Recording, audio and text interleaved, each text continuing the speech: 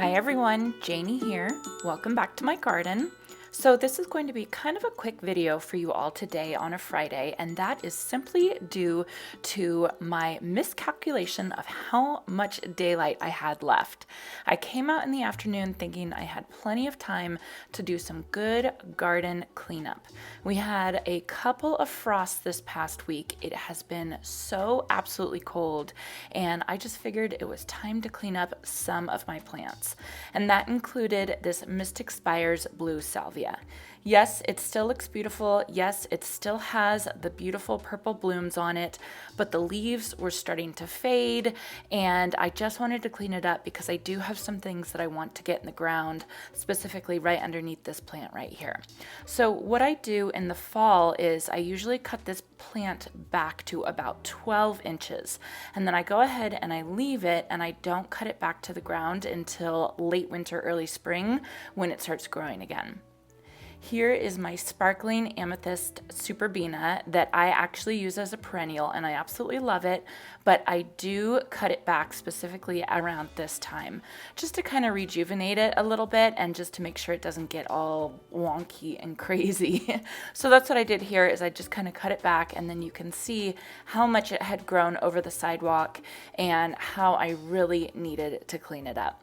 So then I just took all the clippings and I brought them over here to my green waste pile. We are so lucky. Sometimes during the year we can throw our green waste into the street, and then the city will come clean it up, and it just makes my job so much easier. So then I had to start tackling this purple hyacinth bean, and the light frost definitely got it. It was time to take it off. I know I've heard a lot of people complain in the South that this plant is really, really hard to control, but as you can see right here, it's really not hard. The hardest thing is getting that root system out of the ground because it has an absolute giant root system. But if you wait till after a killing frost, you can kind of just cut it down, and it makes it really, really easy. So I was so sure I was going to get in trouble for growing this plant up this road narrow sign. I would have never done it had it been a stop sign or anything like that. And I tried really hard to make sure that I kept the sign clear from the plant, but I got so many compliments on it. My neighbors loved it, and nobody from the city told me that I couldn't do it. So I really appreciated that, and I am definitely going to repeat this plant here next year. I grow this plant from one seed. I cannot believe how much it grows in one season. I absolutely love it. It's hardy down to zone 10A. So, if I covered it, I might be able to get it through. They say if you grow it as a perennial, then you just want to do kind of like a cleanup cut at the end of the season. Maybe one day I'll try that, but for now, I just thought I would cut it all the way back. Then I moved on to my common heliotrope. I absolutely love this plant. It's another one of those that are my absolute favorite. And this one I have to cut back as well. My plants have been absolutely getting attacked by earwigs this season, probably because it's a little bit rainier than normal, and I know that they like moisture. So here I am, after I cut the plant back, I got out some Sluggo and started pouring some Sluggo around. I go through so much of this Sluggo. It is pet safe, it is kid safe, but it definitely helps against the slugs, the snails, and the earwigs. Then this heliotrope is a little bit tender, and it survived last year, but what I decided to do is I decided to just get some leaves and kind of mulch it up just to protect it. So here is another hedge that I have of the Mystic Blue Salvia.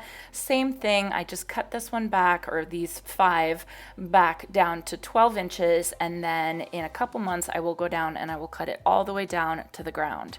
It's so funny, I don't know if you guys can spot, I had quite a few weeds under there, and I think it was from the squirrels hiding their acorns and hiding, there's a walnut tree across the street, so sometimes I think that they hide the walnuts in my, in my yard as well. So it's always fun to cut back a plant and find a weed that has totally taken in and grown.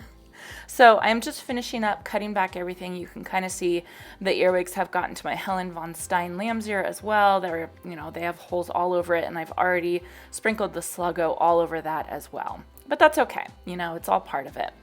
So again, just leaving my green waste. You can see that my neighbor has a pile behind me as well. And then the last thing, at this point, the sun was basically down and I knew I didn't have barely any time left. So I thought the last thing that I would do would be to trim my ivy espalier. Sometimes I just let it get out of hand, and I always kick myself when I do let it get out of hand because it's so easy if I just stay on top of it. And then finally, here is my before shot of my green waste pile. And then here is the next morning. It's all gone. I hope you all enjoyed this, and I hope you all have a chance to get out into your garden today.